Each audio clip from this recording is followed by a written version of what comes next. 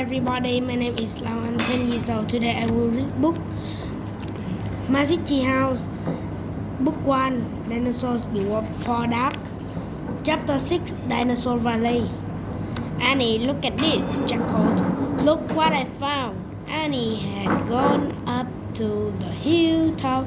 She was picking a flower from the magnolia tree. Annie looked.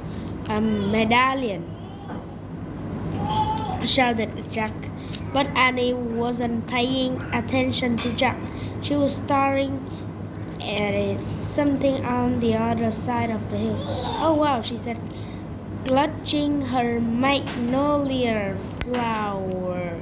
She took off down the hill. Annie, come back, Jack said. But Annie had disappeared. Oh, brother, Jack murmured. He stuffed the gold medallion into his jeans pocket. Then Jack heard Annie shriek. Annie, he said. Jack heard another sound as well, a deep, blowing sound like tuba. Jack, come here quick, said Annie.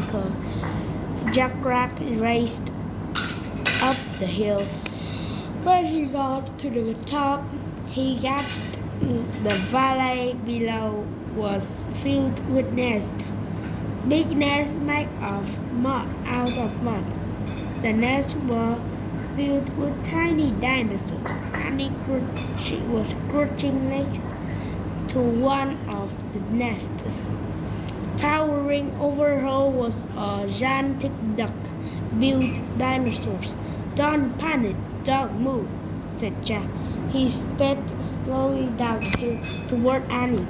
The hill dinosaur was waving her arms and making her tuba sound. Jack stopped. He didn't want to get too close. He knelt on the ground. Okay, move toward me slowly, he said. Don't started to stand up. Don't stand, crawl, said Jack. Clutching her flower, Annie crawled toward Jack. Still bellowing, the duck-billed dinosaurs followed her. Annie froze. Keep going, Jack said. Annie started crawling again. Jack inched farther down the hill until he was just an arm's distance from Annie. He reached out and grabbed her hand. He pulled Annie toward him. Stay down, Jack said. He crouched next to her. Bow your head. Pretend to chill.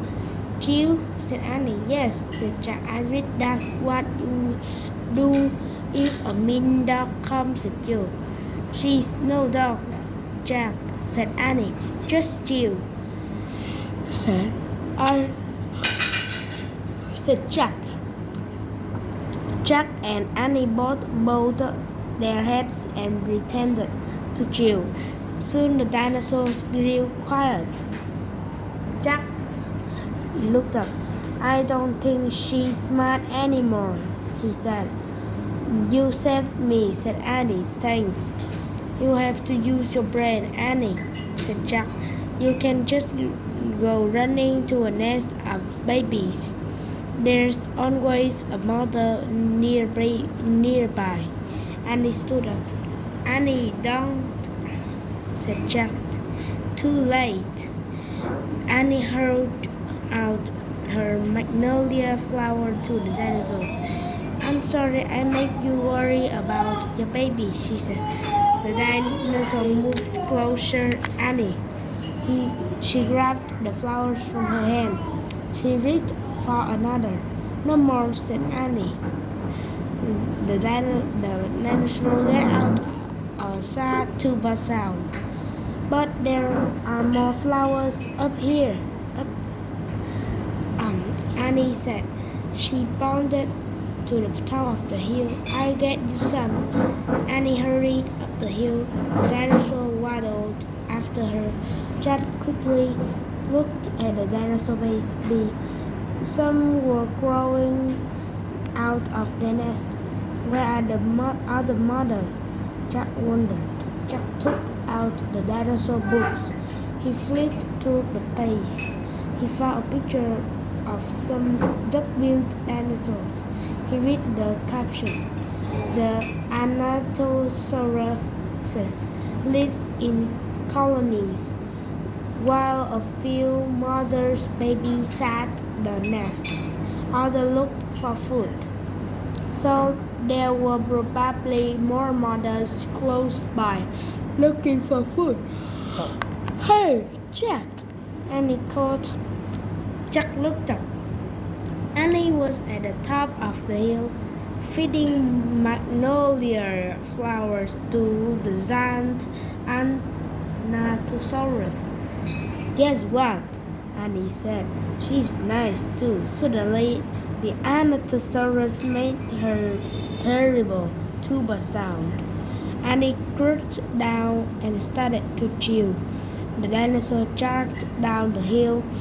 She seemed afraid of something. Jack put the books on top of his back. He hurried to Annie. I wonder why she ran away, said Annie. We were starting to be friends. Jack looked around. What he saw in the distance almost made him faint. An enormous monster was coming across the plain. The monster was walking on two strong legs. It was swinging a long, thick tail and dangling two tiny arms. It had a huge head and its jaws were wide open. Even from far away, Jack could see its long, gleaming teeth. Tyrannosaurus Rex, whispered Jack.